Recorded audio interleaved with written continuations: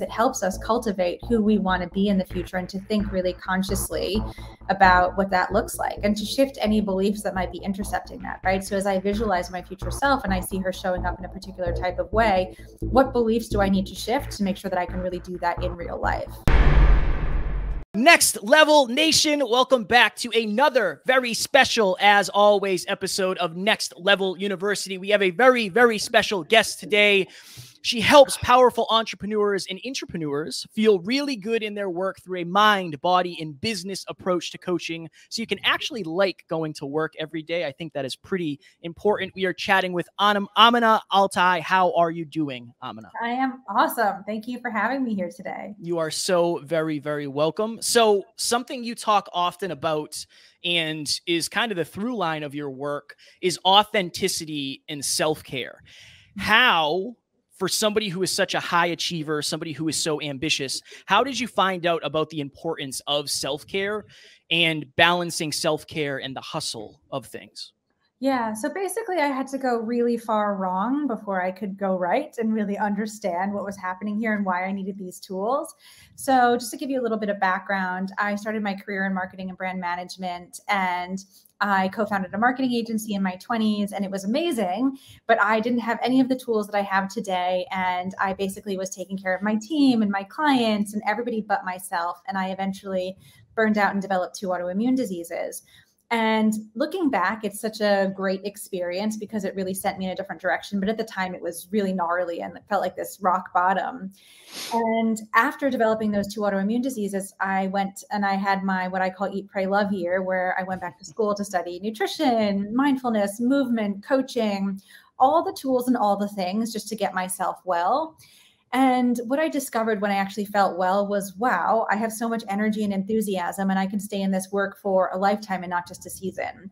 And so it became so clear to me that taking care of ourselves, self-care, nourishment is a conduit to clarity. If we don't take care of ourselves, we can't be clear, right? We can't hear our intuition. We don't know the signals. And so I think that's one of the first steps, is really carving out space to take care of ourselves so that we can show up more fully for the work and also hear ourselves and know what is true for us and what isn't. Amina, so you talked about intuition right there. And I often tell Kev, hey, I got a download today.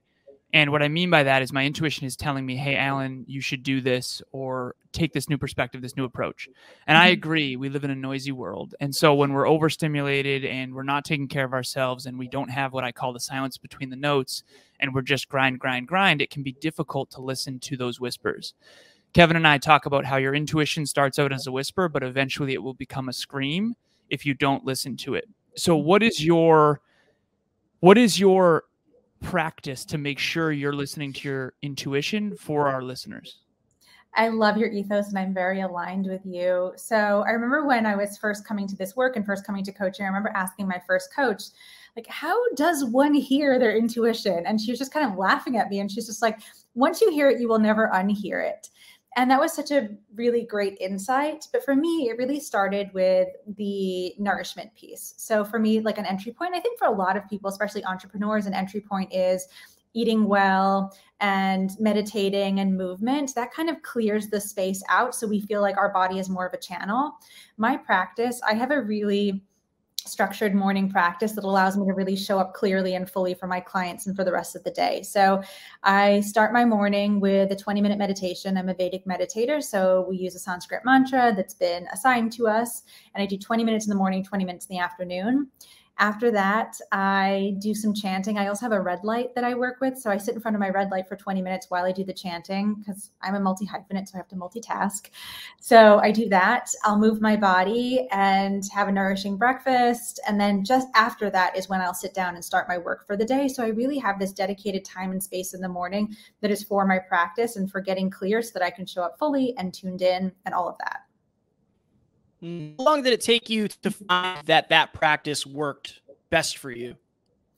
So I change all the time, and I invite people to check in at every next level of becoming and ask yourself, what are the tools that are going to work for me now? Because we're different day to day, right? So the Vedic meditation has been a practice that has stayed with me. I always move my body in the morning, but the modality that I use shifts all the time. So sometimes, spin feels really good. Sometimes yoga feels really good. Sometimes high intensity interval training feels really good. So perpetually checking in with yourself and saying, okay, for who I am now and who I'm becoming, what's the routine that's going to ground me or help me get to the next level? You keep saying next level. It's, I love it. I just love it. On purpose. It's on purpose. I was listening to something on your website earlier, doing my research, and you were talking about how there was a time in your life when you were very young that you were very, very heavy and you were struggling with that, and you were, I think, diabetic or on your way to being diabetic, I think you said. And you basically said that after that, you lost 65 pounds, I believe, in a very short amount of time, but your identity was still the old identity. Can you talk to our listeners about how to make sure your identity is keeping up with and is healthy with the transformation and the growth? Because I think that Kevin and I, every new next level we get to, I have this sort of weird mini identity crisis. Yeah. And I try to value myself at that new level. What I'm trying to do now is do that in advance. Can you talk to our listeners a little bit about that process of like what you didn't know back then, but now in hindsight, looking back, you understand what was happening there regarding your identity? Yeah, absolutely. So I believe that all identities and labels are in lots of ways superficial and partial. And the cost of the question is not to go nameless, but to keep the conversation of identity ever evolving. So in that moment in my life, I was like 12 or 13 years old, and I lived life in a larger body. And I was getting all these messages around me about how that was unacceptable, of like from my parents to kids at school to kids' parents at school to the doctors. Like everyone was just like, it's not okay to be this size, to be in this body. And so my impetus initially of like shifting the weight was to be more acceptable to everybody else, because I felt like I wasn't acceptable the way that I was. And so in the course of a year, I taught myself how to eat properly, how to move my body in a way that my body liked. And I was able to lose 65 pounds over the course of that year. But I arrived at the end of the year and I didn't feel any different. I was like, I still feel like the same Amina from before, but now everybody outside of me is responding really differently. And so I think it's really important that we get in right relationship with the why behind the evolution. So for me, I wasn't really in right relationship with that why. That was really for other people versus for me. So now as I'm evolving, I'm always like, well, okay, as I think about my vision and my impact, what's the why behind it? So for this next level of growth and who I want to be, how is it connected to this broader vision that I have? And what does it look like to show up as this future self version? So I do a lot of future self meditations where it's like visualizing myself in the future and how I'm moving through life and how I show up and the people that I'm surrounded by. And I think that's such a beautiful practice to step into, because it helps us cultivate who we want to be in the future and to think really consciously about what that looks like and to shift any beliefs that might be intercepting that, right? So as I visualize my future self and I see her showing up in a particular type of way, what beliefs do I need to shift to make sure that I can really do that in real life? Wonderfully said. Amina, what is your relationship with self-love and self-awareness? I think that I want everybody to love themselves intrinsically, and I want everybody to love the body they're in. But I also think there's room for self-love and ambition. And I think some people lose sight of understanding that you can love who you are and where you are, but also the next level. What would you say to somebody out there who's struggling with being in between those two thought processes? Yeah, self-love. So beautiful. You said self-love and self-awareness, yeah? Yes. Self-awareness / ambition for greater. Okay. Love this.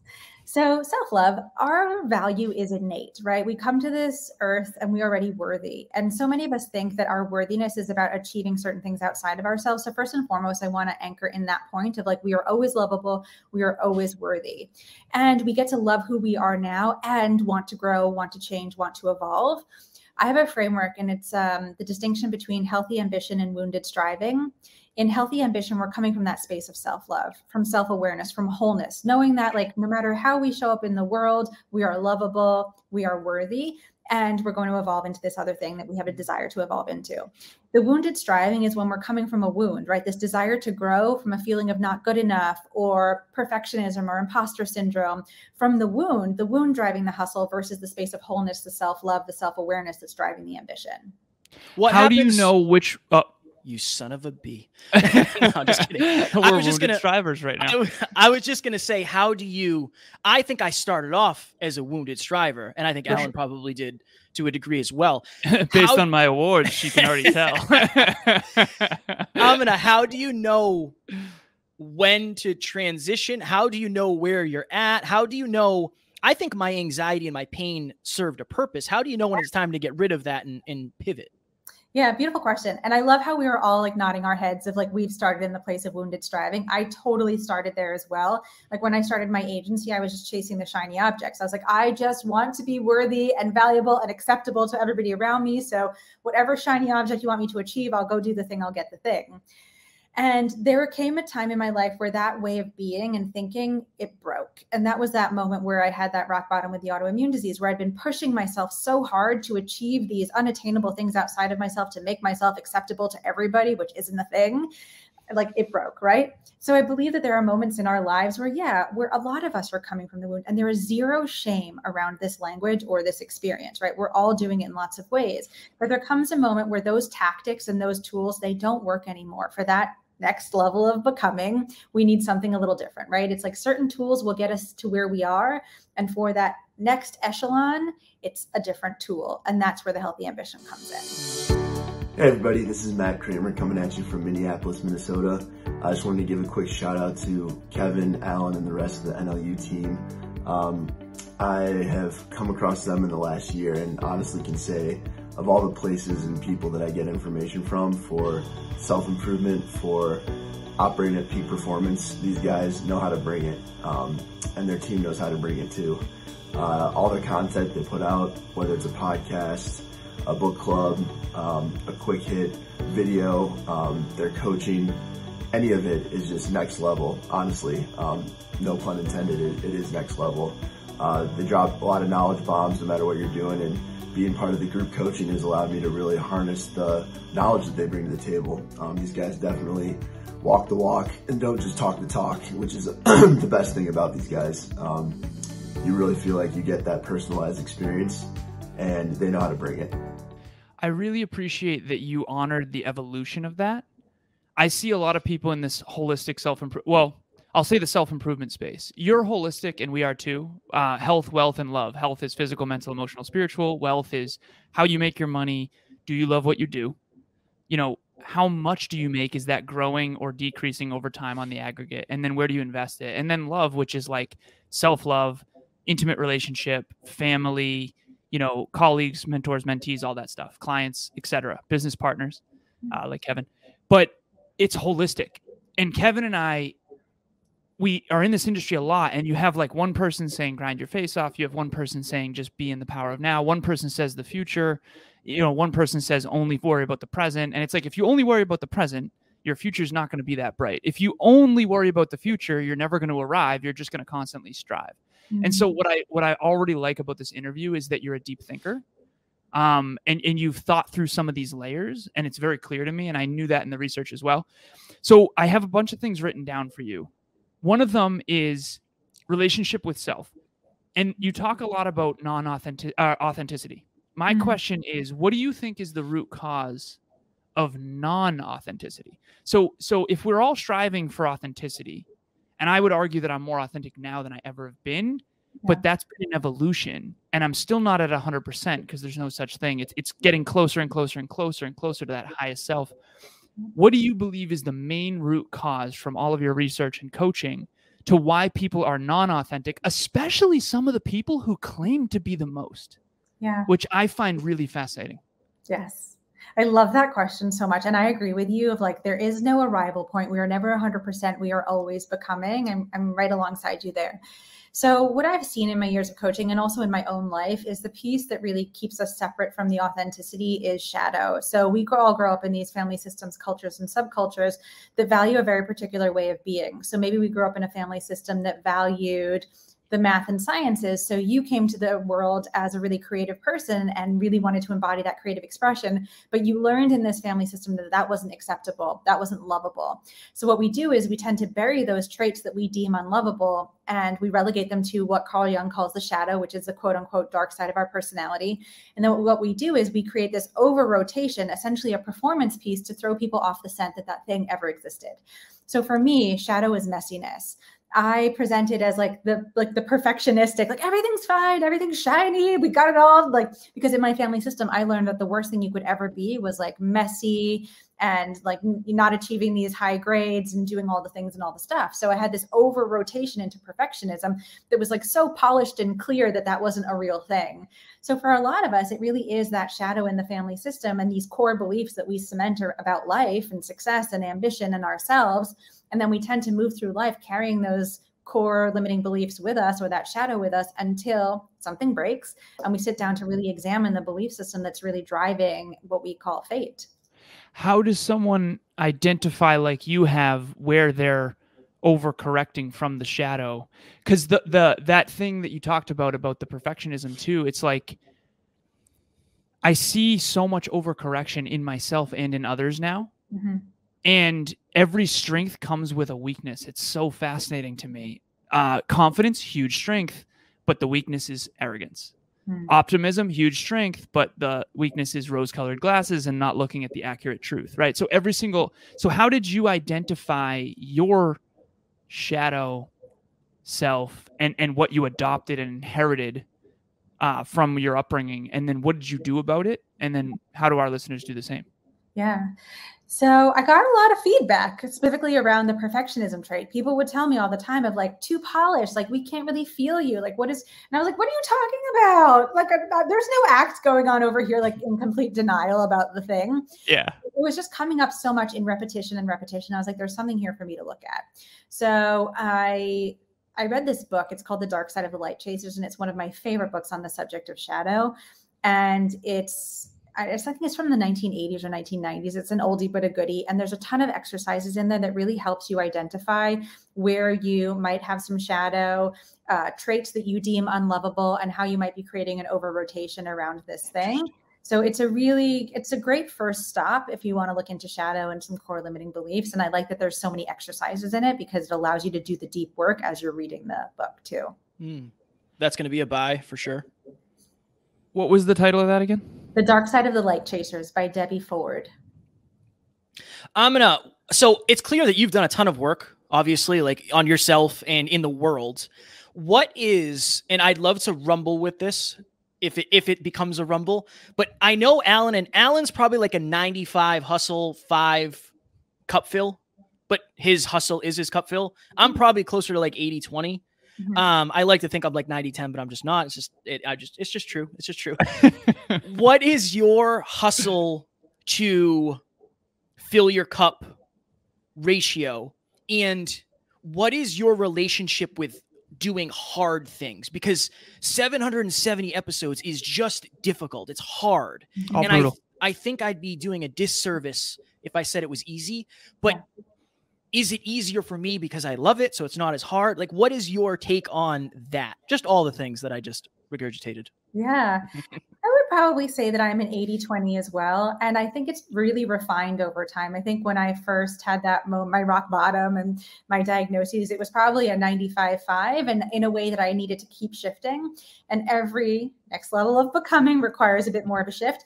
And it's really interesting because I teach this to my clients too. I say, allow the contrast to refine the vision. And the contrast are the challenges, right? So the things that are feeling uncomfortable for us, how can we refine the vision based on the discomfort? So last week I experienced some discomfort and just realizing I needed some extra support logistically on my team. And I allowed that to refine the vision. So always shifting, always refining.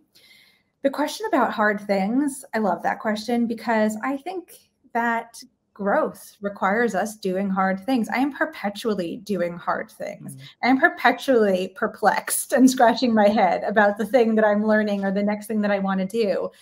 And it doesn't mean that we have to burn ourselves out. It doesn't mean that it has to be this insurmountable lift. But I had a therapist tell me about a decade ago, Amina, life isn't easy. And like the sooner we realize that and the sooner that we make peace with the fact that there are hard things all around us, the easier it is going to be to lift them and to honor that growth and to step into it all in. I appreciate that so very much. Yeah, because I think that Kevin and I talked recently about toxic positivity and how some people can avoid negative so much that they're not looking at the truth of their actual behavior and their conduct. And I think it's interesting because a lot of times those are what you said, you deem unlovable traits about yourself. So you don't look at them because there's shame, but then you never solve them because you won't look at them because your ego is like, no, they're not a problem, which is so fascinating. So, Alan, we do have to hustle here. We got to wrap. Yeah, we got 3 minutes. We got to wrap. Okay. Last question. Quickly. So you had just mentioned that you experienced some, what was it? You either said discomfort or contrast. Contrast and discomfort. I think I said both. Contrast. Okay. And you said that there was something going on with your team that was frustrating. So I've been saying frustration is a necessary part of the process. Turn your frustration into fascination. Fascination turns into transformation. What specifically was it that was uncomfortable? And then what was the problem that you identified in there? And then what did you do to fix it? Yeah. Or solve it, I should say. Yeah. In my recovery around perfectionism, imposter syndrome, codependency, I have a tendency to do a lot of the things. And what I've really tried to transition into over the last couple of years is really focusing solely on my most exceptional abilities. And my most exceptional abilities and where I need to be focused is on coaching and sales. Sales and delivery, that is all I need to be doing. And there are times when I step outside of those lines. And I did that last week, and I was a little bit too much in the logistics because I didn't have on-the-ground support for an in-person event in the way that I would pre-pandemic. And I just noticed myself just over-rotating and coming back into some of those dysfunctional behaviors. And I stopped for a moment and I had this really wonderful conversation with my team where I owned my stuff and my growth edge and allowed them to come in and support me in a bigger way. And it was actually really, really cool. And it was also really important. I didn't rush into the conversation. I took a beat where I thought about, where is this really coming from? And some of it was connected to a deeper wound of feeling unsupported that actually came from childhood. And I was like, they do not need to be on the receiving end of that. That's none of their stuff. But over here is a little bit of our stuff that we need to look at together. So taking a beat in between really allowed me to refine the conversation, to refine the vision. So right there with you, I love that. The frustration into fascination, into transformation. Was that it? So good. Yeah, thank you. Yeah, it's so important.